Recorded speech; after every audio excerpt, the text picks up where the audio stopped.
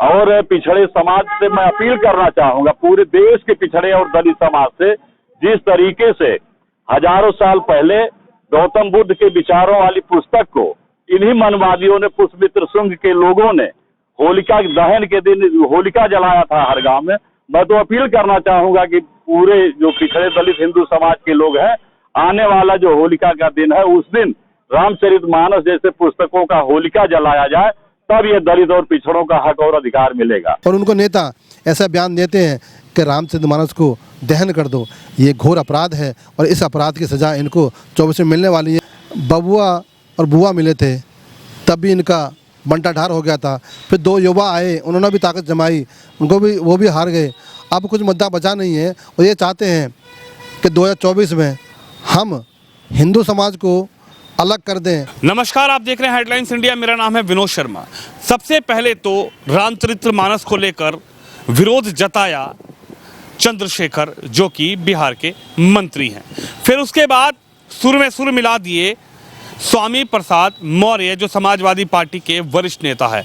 और अब समाजवादी के पार्टी के एक और नेता लालजी पटेल का ये कहना है कि रामचरितमानस जो अब की बार होली आ रही है, उस होली पर रामचरितमानस की जो प्रतिलिपियां हैं, जो पृष्ठ हैं, उनको जला दिया जाए, यानी रामचरितमानस को होलिका में दहन में जला दिया जाए।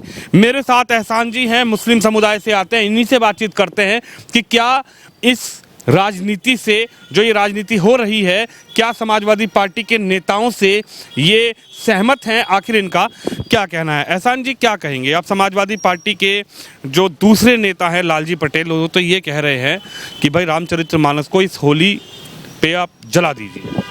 पहले तो मैं अपने चैनल के माध्यम से देशवासियों से कहना चाहता हूँ कि जो लोग रामचरितमानस के ऊपर बयानबाजी कर रहे हैं, मैं उनको निंदा करता हूँ। और शायद उनको नहीं पता कि उन्होंने कितना बड़ा अपराध कर दिया है। प्रभु राम के चरित्र के ऊपर उन्होंने एक सवाल उठाए हैं और कहीं ना कहीं अब ये भूल चुके हैं कि जो अपने पूर्वजों को नहीं हुए, जो अपने आराध्यों को नहीं हुए, तो वो देश के भी कैसे हो सकते हैं। ये विचारधारा और ये सोच समाज के लिए भी, देश के लिए भी और धर्म के लिए भी ये सब घातक है। मैं इसकी निंदा करता हूँ। मैं हिंदुस्तान का मुस्लिम जी रामचरितमानस का भी सम्मान करता हूँ, बाइबल का भी सम्मान करता हूँ और गुरु ग्रंथ साहब का भी सम्मान करता हूँ, और मैं खुद कुरान का मानने वाला हूँ। हमारे लिए सभी धर्मों का सम्मान और सभी ग्रंथों का सम्मान हमारी जिम्मेदारी है, हमारी आस्था है। परंतु हिंदुस्तान के अंदर हिंदू समाज के लोग गंदी राजनीति के लिए, अपना वर्चस्व के लिए और कहीं ना कहीं अपने पद पाने के लिए या नेता बनने के लिए ऐसे बयान देते हैं। वो भूल जाते हैं कि हम अपने आराध्यों का अपमान कैसे कर सकते हैं। जिस देश में गंगा बहती हो, जिस देश में यमुना बहती हो, जिस देश में प्रभु राम का मंदिर हो, जिसमें कान्हा की नगरी मथुरा का मंदिर हो, उनके अपमान करते हैं और कहीं ना कहीं ये भूल जाते हैं कि हमारे पूर्वज या हमारे आराध्य कौन हैं।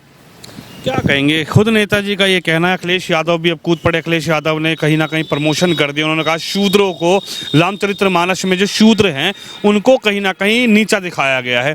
लेकिन बड़ा सवाल ये उठता है, जब नेता ये कह देते हैं कि रामचरितमानस को ही जला दिया जाए, ये एक बड़ी बात है। आप कुरान को मानते हैं, आपने कहा मैं सिख समुदाय के ग्रंथ को भी मानता हूँ, लेकिन ग्रंथ के ऊपर उन्होंने कहा कि ये जो ग्रंथ है रामचरितमानस, ये तुलसीदास ने खुद लिखा था, अपनी मर्जी से लिखा था, और हिट होने के लिए, फेमस होने के लिए, उस समय पे लोकप्रियता पाने के लिए तुलसीदास ने रामचरितमानस लिख दिया।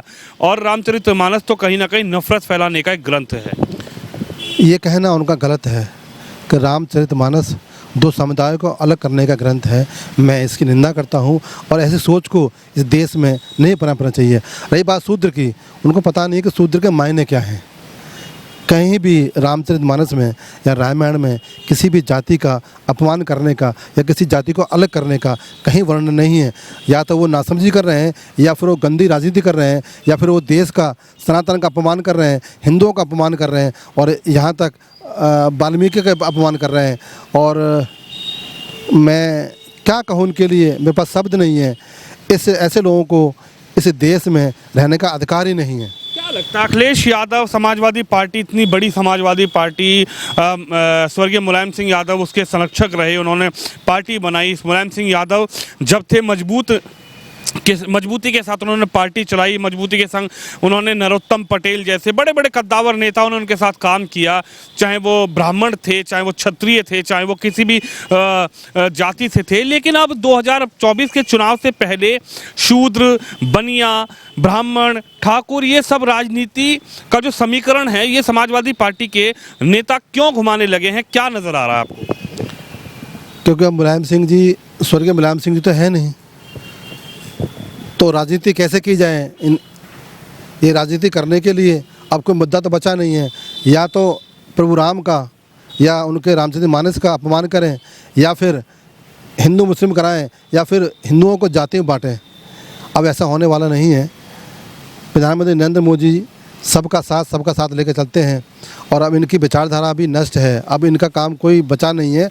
और मैं बता दूं आपको कि पहले बबुआ और बुआ मिले थे, तब भी इनका बंटाढार हो गया था। फिर 2 युवा आए, उन्होंने भी ताकत जमाई, वो भी हार गए। अब कुछ मुद्दा बचा नहीं है। और ये चाहते हैं कि 2024 में हम हिंदू समाज को अलग कर दें, और जो पिछड़ा अति पिछड़ा है, ये उसको दलित बोलते हैं। दलित कहना उनका अपमान होगा। मेरे देश का हिंदू समाज का एक वर्ग है जो पिछड़ा है, उनको सम्मान देने के लिए भाजपा भी है और हम भी सम्मान देते हैं। मैं एज ए मुसलमान उन सभी का सम्मान करता हूं जो लोग पिछड़ गए हों, जो लोग पीछे रह गए हों, उनके सम्मान के लिए ये सरकार भी काम करेंगी। परंतु समाजवादी पार्टी उनको अलग करके अपने साथ मिलाकर वोट लेना चाहती है। ऐसा होने वाला नहीं है कि मुलायम सिंह जी ने जो किया था अब वो है नहीं, परंतु अखिलेश यादव जी जो कर रहे हैं वो देश को बांटने की राजनीति कर रहे हैं और हिंदुओं को अलग करने की राजनीति कर रहे हैं। और उनको नेता ऐसा बयान देते हैं कि रामचरितमानस को दहन कर दो। ये घोर अपराध है और इस अपराध की सज़ा इनको 24 में मिलने वाली है। हिंदू समाज से मैं कहना चाहता हूँ कि जो लोग राम के अस्तित्व पे या रामचरितमानस को जलाने की बात करते हैं उनको नकारा जाए और उनको आईना दिखाया जाए 2024 के माध्यम से। और मैं हिंदू धर्म को जो कहना चाहता हूँ कि इस आवाज़ के खिलाफ इनके खिलाफ मुहिम चलाएं, और जो ऐसी घिनौना कृत्य कर रहे हैं उनको बहिष्कार करें, और हिंदू समाज इनका एकजुट होकर इनको समाज से बाहर निकाले। क्योंकि ये विचारधारा के लिए ना देश है ना समाज है। स्वामी प्रसाद मौर्य, चंद्रशेखर के बाद स्वामी प्रसाद मौर्य हैं जिन्होंने सुर में सुर मिलाया। चंद्रशेखर जो कि बिहार के मंत्री थे, शिक्षा मंत्री थे। स्वामी प्रसाद मौर्य जो पहले बसपा में रहे, उसके बाद भाजपा ने सम्मान दिया, भाजपा में चले गए, भाजपा में मंत्री रहे, बड़े कद्दावर नेता रहे। लेकिन कहीं ना कहीं चुनाव आते आते 2022 का स्वामी प्रसाद मौर्य को समाजवादी पार्टी में अपना सम्मान नजर आने लग गया। समाजवादी पार्टी अच्छी लगने लगी, वो समाजवादी पार्टी में चले गए।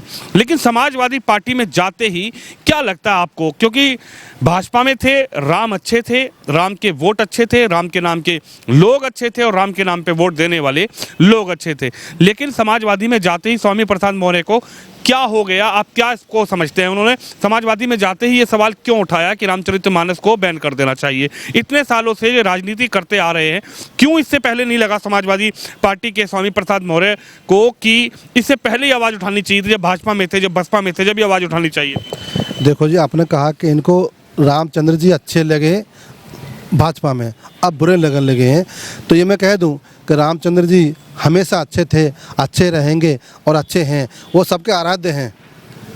परंतु एक बात और कह दूं मैं कि अब इनकी राजनीति ख़त्म हो चुकी है, इन पर कुछ बचा नहीं है, और ये इनका शटर डाउन हो गया है और इनको सत्ता का नशा है। ये हर पार्टी में जाते हैं, इनको मंत्रालय चाहिए होता है, तो उसकी भूख में ये कहीं ना कहीं प्रभु राम का अपमान करते हैं और रामचरितमानस का अपमान करते हैं। एक चौपाई में कह दूं, हनुमान चालीसा की चौपाई है, राम लखन सिया मन बसिया। तो शायद ये तो हनुमान को भी नहीं मानते होंगे। हनुमान जी ने यह कहा था कि हे माते मेरे दिल में राम लखन सीता मन बसिया, ये मेरे मरे मसते हैं, मुझे किसी पुरस्कार की आवश्यकता नहीं है। परंतु आज हिंदू समाज के जो नेता हैं, जो सपा के नेता हैं, खासकर सपा के नेता हैं, पहले उन्होंने कार सेवकों की हत्या की। ये विचारधारा कहाँ से चले, इसको सोचना पड़ेगा। पहले राम मंदिर के ऊपर जो कार सेवक गए थे कार सेवा करने के लिए, उनकी हत्या कराई। आज रामचरितमानस को जलाने की बात करते हैं और कल को शायद ये देश को तोड़ने की बात भी करेंगे कि जो लोग अपने आराध्य के नहीं हैं तो देश के नहीं हो सकते, वो देश को भी तोड़ सकते हैं। ऐसी विचारधारा को हमें ख़त्म करना होगा, हमें निंदा करनी होगी और हिंदू समाज एकजुट होकर ऐसे लोगों को हिंदू समाज से खारिज करे और इस देश का भी कानून ऐसा बन जाए जो ऐसे लोग घिनौना अपराध करते हैं उनको सज़ा मिलनी चाहिए। सज़ा मिलनी चाहिए, एहसान है उनका ये कहना है। हालांकि खुद मुस्लिम समुदाय से आते हैं, कुरान को मानते हैं, रामचरितमानस को मानते हैं, रामायण को मानते हैं, उनका ये कहना है ये जो गंदी सोच नेताओं की है इस सोच को बदलना पड़ेगा। और साल 2024 में जो लोग रामचरितमानस को होलिका में दहन करने की बातें कर रहे हैं, एहसान का ये कहना है कि उनको जवाब मिल जाएगा कि जनता क्या चाहती है, क्या रामचरितमानस को होलिका में दहन करना है या फिर उनकी गंदी राजनीति को होलिका में दहन करेगी देश की जनता। आप भी इस खबर पे, इस वीडियो पे अपनी राय जरूर रखिए, इस वीडियो को शेयर करिए। कैमरामैन शिवम यादव के साथ विनोद शर्मा, दिल्ली से।